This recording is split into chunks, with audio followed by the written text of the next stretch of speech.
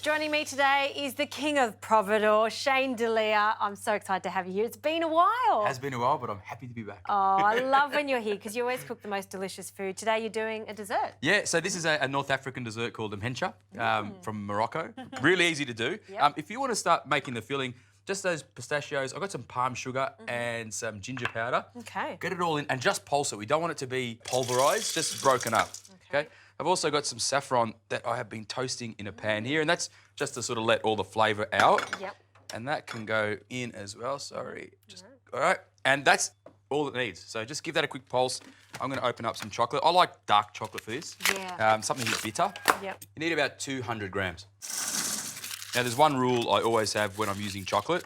I mean, and you know, I don't think it's something that everybody does, but something I like to do, all right, just quickly, is just taste it. I knew you would do that. I'm a chocolate nut. When you've got good quality chocolate like that, you do need to taste to make sure it's correct. Just bust all that up. It's good, huh? Yeah.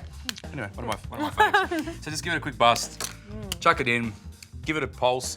And what we're looking for is a rough chop. We're then going to add some melted butter. That's going to all bring it together. We're going to put it in a bowl, wrap it in some cling film, in the fridge, 20 minutes, let it set. Too easy. Okay.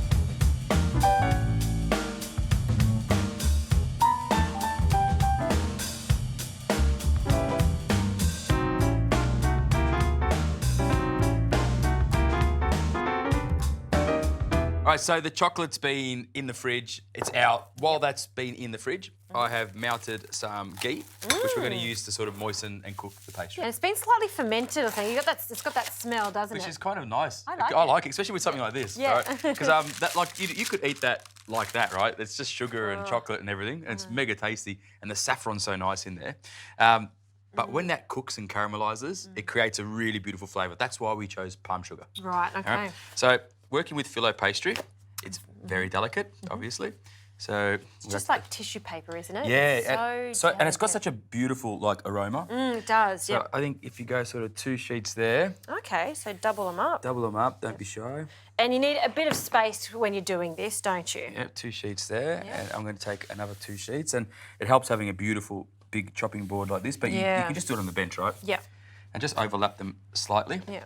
So because we're going to be rolling this, you need quite a lot of surface area so we can make the little snail. Yes, yeah, snail or snake. So the dish is called mhencha, which refers to like the snake, right? So it's about the shape. So this is just warm. But what we're going to do is just brush that. You can actually put a little bit there so it sticks. So if you want to get cracking on that. Yep, I can do that for you. And just don't be shy with it. You actually want to moisten a little bit. Yep. It actually helps when you roll it if there's a bit of moisture in there. Yep. All right, so come on then, chop, chop. I know, God, I wouldn't want to be in your kitchen. You're brutal. Oh, you know, time's money.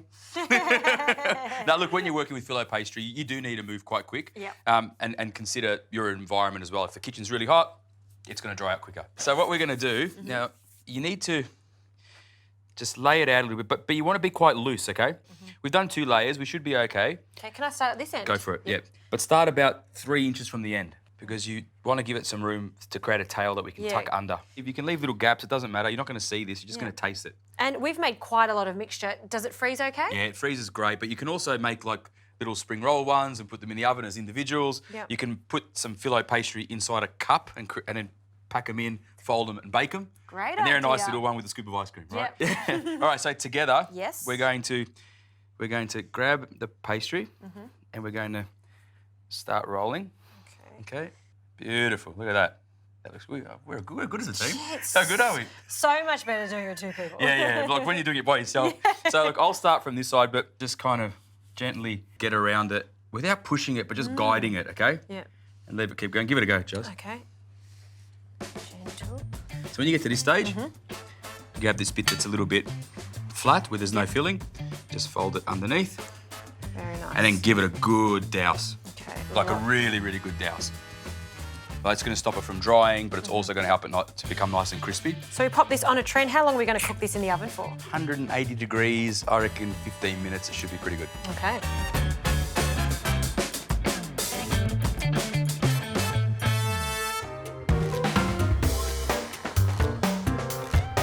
Shane, this looks awesome. Yeah, it's come up all right. Look, normally they're like 5 times as big, right? But for a little home version, this is plenty. I feel like you keep talking about this big one and I get a little one. That's not fair. Oh, look, it's not the size that counts, Justine.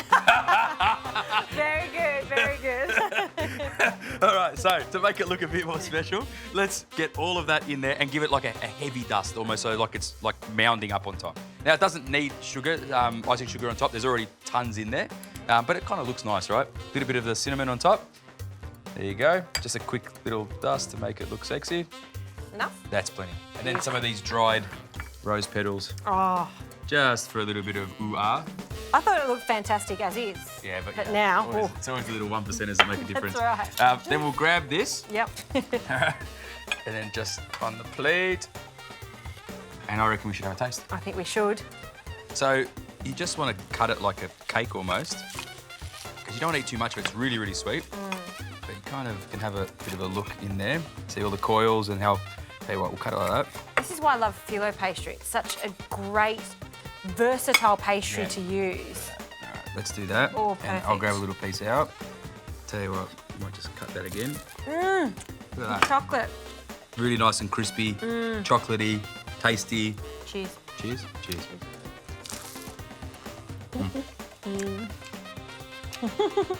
I'm a good cook. You're all right. You're all right.